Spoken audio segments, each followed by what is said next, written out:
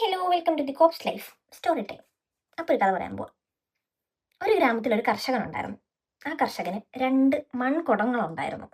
അതിലൊന്ന് പെർഫെക്റ്റ് ആയിട്ടുള്ള ഒരു മൺകുടവും മറ്റൊന്ന് ചെറിയ വിള്ളൽ വീണിട്ടുള്ള ഒരു മൺകുടമായിരുന്നു. പുള്ളി ഈ 2 കുടത്തിലും എന്നും വീട്ടിലോട്ട് വെള്ളം കൊണ്ടുവരും. പക്ഷേ ഈ പൊട്ടിയ മൺകുടം എന്ന് പറയുമ്പോൾ നമുക്ക് വിള്ളലുള്ളത് അറിയാലോ. അപ്പം വീട്ടിലെത്തുമ്പോഴത്തേക്കിന് അതിനകത്തുനിന്ന് പകുതി വെള്ളം ചോർന്നു പോയിട്ടുണ്ടാവും.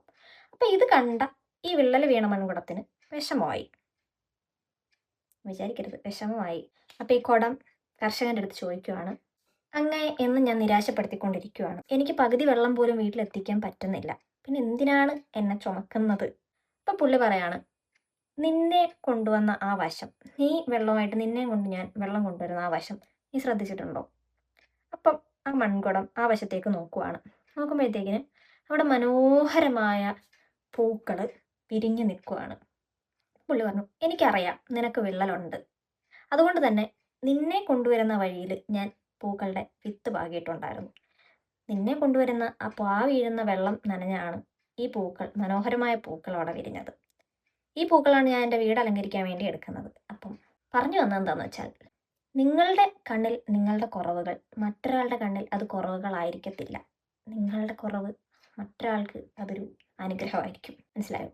അപ്പം നമ്മളുടെ കുറവിനെ കുറവുകളായിട്ട് കാണാതെ അതിനെ ഒരു നെഗറ്റീവാക്കി മാറ്റാതെ അതൊരു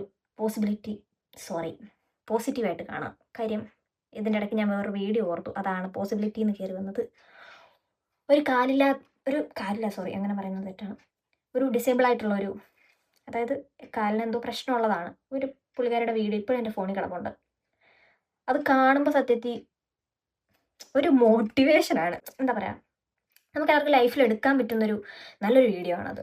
ഒരു പുള്ളിക്കാരി പറയുന്നത്, പുള്ളിക്കാരിക്ക് ഡിസേബിൾ ആണ്, പക്ഷെ പുള്ളിക്കാരി ആ വീൽ ചെയറിൽ ഇരുന്നിട്ട് ഒരു ക്രൗഡഡ് പീപ്പിളിനെ നോക്കിയിട്ട് പുള്ളിക്കാരി പറയുന്നത് എന്താ വെച്ചാൽ, you see my disability, I see my ability. മനസ്സിലായോ? അതാണ് നമ്മൾ ലൈഫിൽ എടുക്കേണ്ടത്. മറ്റുള്ളവർ നമ്മളുടെ കഴിവ് കേടിനെ കാണുമ്പം നമ്മളാണ് നമ്മുടെ കഴിവിനെ കാണേണ്ടത്. നമ്മളുടെ കഴിവ് കേട് എന്ന് പറയുന്നതിലും ആക്ച്വലി അതൊരു റോങ് ടേമാണ്. ആരും കഴിവ് കെട്ട ആൾക്കാരല്ല ഈ ലോകത്ത്. എല്ലാവരും പെർഫെക്റ്റ് അല്ല. അതാദ്യം മനസ്സിലാക്കുക. എല്ലാവർക്കും എല്ലാ കഴിവുകളും ഇല്ല. എനിക്ക് ചെയ്യാൻ പറ്റുന്നത് നിങ്ങൾക്ക് ചെയ്യണമെന്നില്ല. നിങ്ങൾക്ക് ചെയ്യാൻ പറ്റുന്ന കാര്യം എനിക്കും ചെയ്യാൻ പറ്റണമെന്നില്ല. മനസ്സിലായോ? അപ്പം ഞാൻ ഈ വായിട്ടലയ്ക്കുന്ന പോലെ ചിലപ്പോൾ എല്ലാവർക്കും പറ്റണമെന്നില്ല. ചിലപ്പോൾ എന്നെക്കാട്ടി നന്നായിട്ട് വായിട്ടലയ്ക്കുന്ന ആൾക്കാരെ പോലെ ചലയ്ക്കാൻ എനിക്കും പറ്റണമെന്നില്ല.